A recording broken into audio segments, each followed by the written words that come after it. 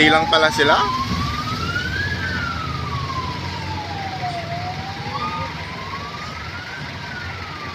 Stage 10 na po. Papunta na silang Kandon. Yan sila. Mga foreigner. Yun. Palang convoy ah.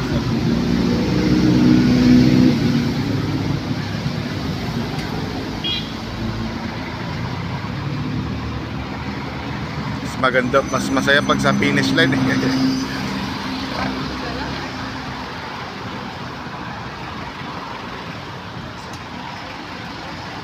Yan na, puro sasakyan na.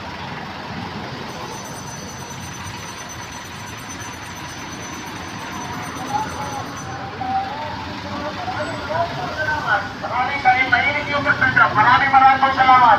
Lahat po ng motorista dito po naman kami. Maraming salamat dito. Okay.